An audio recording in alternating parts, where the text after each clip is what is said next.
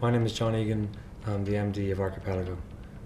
What we wanted to prove at Archipelago was that you could start $0 enterprise ecosystems, that the conventional wisdom dictates that you have to put an awful lot of money into developing ecosystems in a country to facilitate enterprise and innovation. We didn't believe this. We think it's all about community engagement. It's about telling a story that people can relate to, that moves people.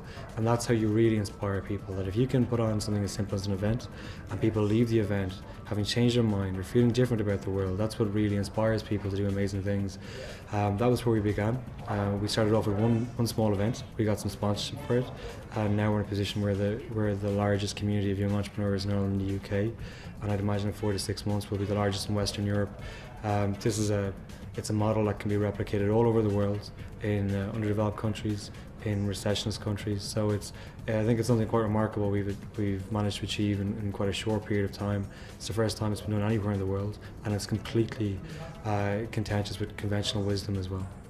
The challenges with running a socially or an agenda-led company are phenomenal, because the easy way is to I see enterprise as one coin with two sides.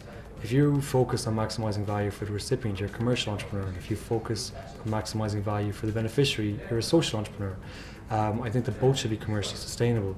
But to be commercially sustainable, when you focus your attention on social issues and agenda, is extremely difficult, because the establishment, the system, the structure isn't set up to allow for that.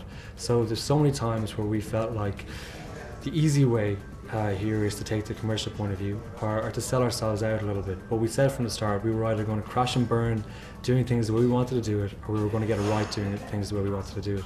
But there's been plenty of times that were remarkably challenging, and I think what really stood to it was a vision of where we wanted to go, why we set it up in the first place. We had a very clear vision. We built a team around that vision, and I think when you think about business planning and business strategy and your business model, it's important to know where each part begins and each part ends.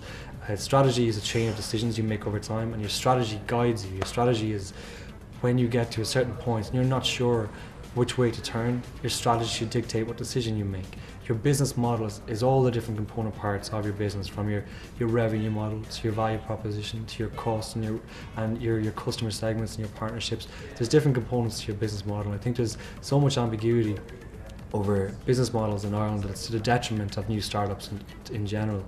Business planning is important because it makes you sit down and understand why you want to start a business in the first place, and understand where you want to go with it. It makes you focus on certain things, but it's really important to understand that each aspect has a distinctive role within your business, and to know where one begins and one ends, and where one leads and one follows.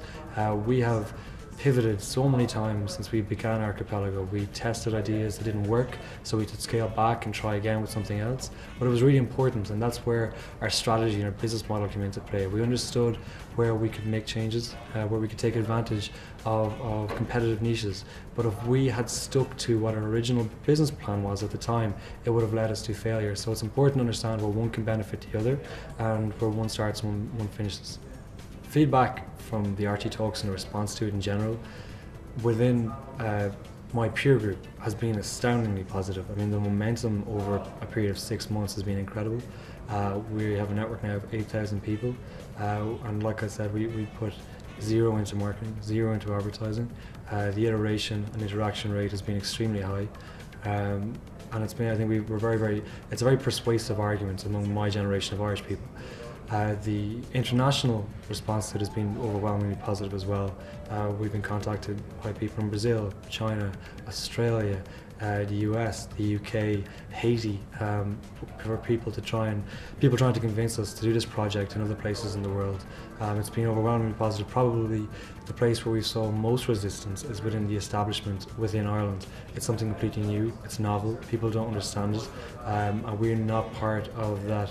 The establishment of the last 15 or 20 years. So that's where we found a lot of challenges, I think, domestically more so than internationally. Internationally, it's been a project that's piqued the curiosity of an awful lot of people, and we've had some great international exposure as well as domestic exposure, but it's very much a counter movement, a youth movement as well, so it's understandable that there would be resistance at certain levels.